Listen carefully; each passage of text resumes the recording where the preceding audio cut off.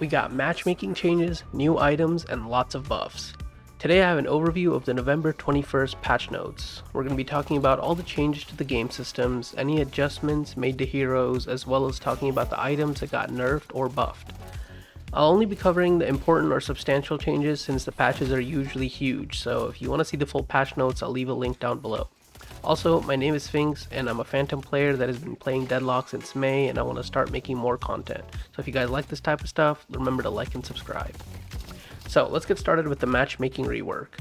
This seems like the focus of this update, with normals and ranked being combined into one single queue. There will also no longer be any limited playtime per ranked, obviously, since there is no separate rank queue. Your rank badges will update as you progress, and hero MMR is now in effect. This means that the game keeps track of how well you do on each hero and will adjust your matchmaking based on how good you are at your hero. You can actually go into your profile and click on skill rating to see what the game thinks of your MMR with each hero. Along with this, since there's only one queue, this means that you can now queue ranked with your friends. Again, there's only one queue, so it's not a separate ranked queue, but you can play with your friends and get ranked. There are some restrictions on it, but you can also type in the command mm_prefer_solo_only to prefer being matched against other solo players. We'll have to see how well that works. And finally, leaderboards have also been introduced. You can go into your profile and see it like this. As you can see, you can also sort it by heroes to see who is the best at each hero. After this, they've added a feature to override the automatic lane assignment if you want to lane with your party members. Along with this, there's also now a way to click a button to swap lanes with someone instantly at the beginning zipline stage of the game. Now for the actual gameplay adjustments.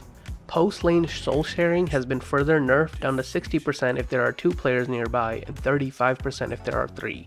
This scales all the way down to only 16% of the soul value if all 6 teammates are sharing souls.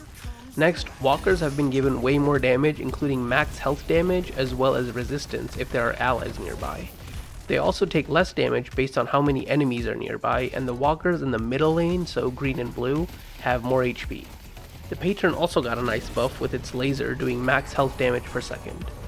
Next up, the flex slot you get from killing both shrines now is instead given to you upon killing 2 base guardians and 1 shrine.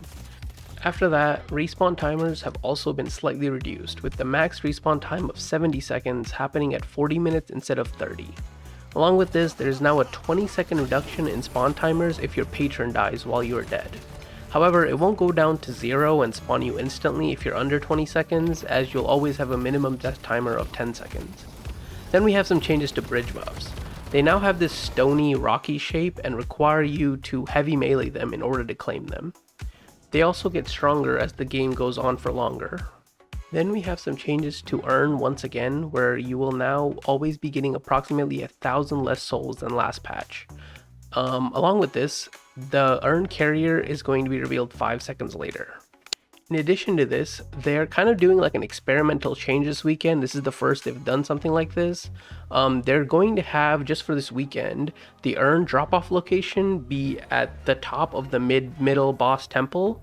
Well, we're gonna have to see how that works. They're also making the change where the carrier, or the person that turns in the Earn, is going to get a lot of the souls, where everybody else is going to get 60% reduced souls from the Earn. After that, we have kind of an overarching nerf to healing in the game, including heroes such as Abrams and items such as Leech.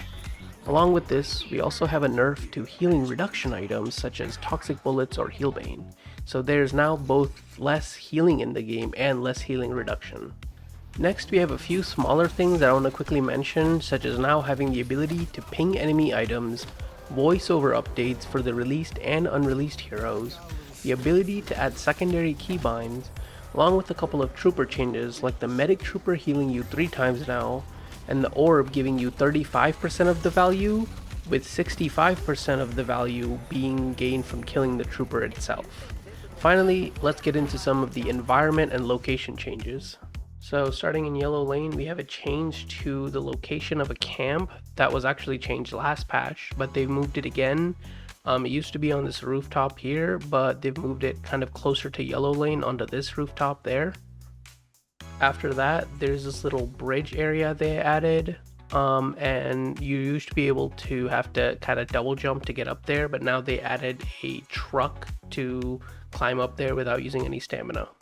After that, in Purple Lane, we have a change to the staircase. It actually got moved a little bit to the right, and now when you go in, there used to be kind of two hallways, but they've been removed and kind of replaced with this big room. If you remember, there was a staircase that led to the basement that seems to no longer be here anymore. And that basement is still there. You just have to go around, and you can see there's like a little door there that's blocked off, but the basement's all still there. Along with this, in the area between Green and Yellow Lane, there's like a little transition hallway or room now. There used to be a hallway that led to it before, but now it's kind of expanded. There's still the golden statue and the box and the camp there, but they've expanded it for whatever reason. Next, in this big area to the left of that, this was just added last patch, but now the area that connects to the green lane from here, it used to be a big hallway, but now it's just a little doorway that takes you inside or outside. Again, in the yellow lane, a couple patches ago, there were two camps here that were moved, but it seems like they've been replaced with extra boxes and golden statues, and now there's actually a staircase that kind of takes you upstairs to where the old camp was. Again, more boxes, more statues, and you kind of have like a high ground to defend your walker with now. The last thing is yellow lane is the location of the teleporter. If you remember, it used to be up top next to this tier 3 camp, but now you actually have to drop down below, and it has its like own little cozy place at the corner there. Then in blue lane, there used to be this, I guess, garment center as it says, with a hallway kind of behind the bookcase up top. They've removed the bookcase and the rope that led you upstairs or above, and now you can access this hallway much easier. I'm guessing people just didn't know it existed, so they removed the bookcase in order to let people know and use it. The last thing in blue lane is it seems like they did an art pass or added some sort of, texture or art to this building called Steel. I'm guessing it's some sort of industrial factory. And finally, we have the garage or nightclub on the opposite side of the map, and it has like this guardrail next to the stairs now, because I'm guessing maybe people were falling off, so now you won't fall off.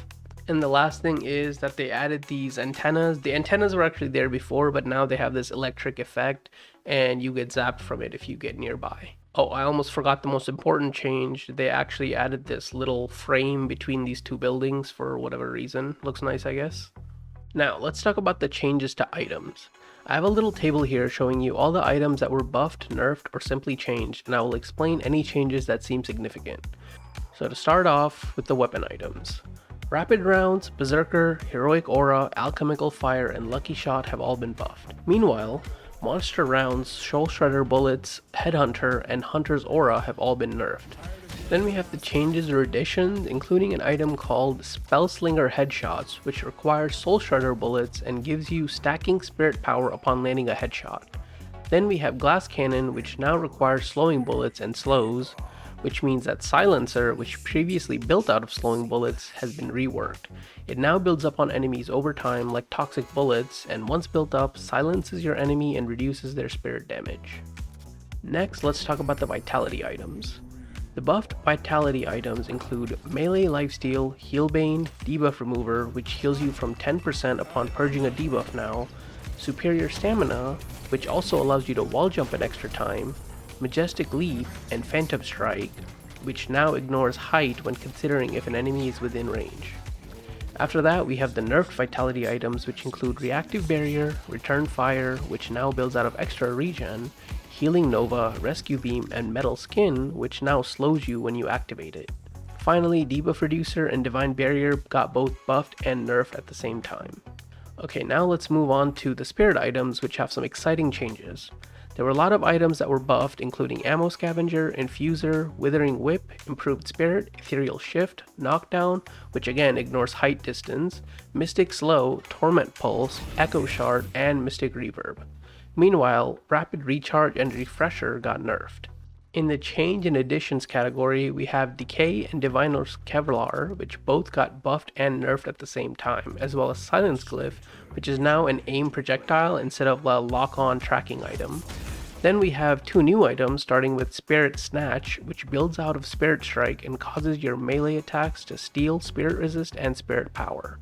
After that, we have Arcane Surge, which builds out of Kinetic Dash and gives your next ability after using a dash jump to have extra range, duration, and spirit power. At last, we have the hero changes. Lots of heroes were buffed, including Abrams, who now has more regen and a more powerful Siphon Life. Then Bebop, who yet again got a small buff and quality of life change. Dynamo's Kinetic Pulse now goes around terrain, as well as Quantum Entanglement getting multiple buffs. Grey Talon got some bullet damage, and now Immobilizing Trap works like Vindicta's Tether instead of a root, and comes with some nice buffs. Infernus Burn buildup decays slower, as well as base ultimate being slightly larger. Ivy got slightly more bullet damage, as well as improvements and slight nerfs to her ult airdrop. Lady Geist now takes less damage from her own Essence Bomb. Lash's Ground Strike mid-air collision got improved a bit. McGinnis bullets are faster and mini turrets are harder to kill. Paradox 3 Kinetic Carbine now applies headshot effects, and the Time Wall does some damage. 7 moves up and down while ulting, making him harder to headshot, and Shiv got a whole host of small buffs to almost all his abilities besides his 3. For nerfs, we have Kelvin, whose Ice Path will now be broken by Lash's abilities. Mirage, who got nerfs to Tornado and Traveler.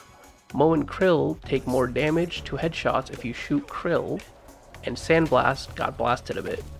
Viscous Puddle Punch can now be parried. Warden's Fire Rate scales worse with Spirit, and Wraith's Spirit scaling is on her 3rd upgrade of full auto. Her ult also causes people who are lifted to move up and down a bit like 7. For changes that are hard to determine if they are really positive or negative, we have Haze, who got several changes to her Smoke Bomb, including the ability to get charges, and her ult now scales with Spirit damage. Then we have Vindicta, whose Crow lost the bleed and anti-heal effect and now instead shreds resistance. Her stake is now bigger and also sucks enemies to the center, and her ult does slightly less damage. Finally, we have Yamato, who lost the initial heal on her Shadow transformation, but now heals on hero kill. That about covers it for the patch notes. I tried to leave my opinion out of it and make it as concise while focusing on the important things as possible, but the meta is usually discovered a few days after the patch, so if you guys want another video like this talking about what changes from this patch worked or didn't work and what the meta is like, leave a comment down below and I'll make the video. Thanks for watching and have a good one.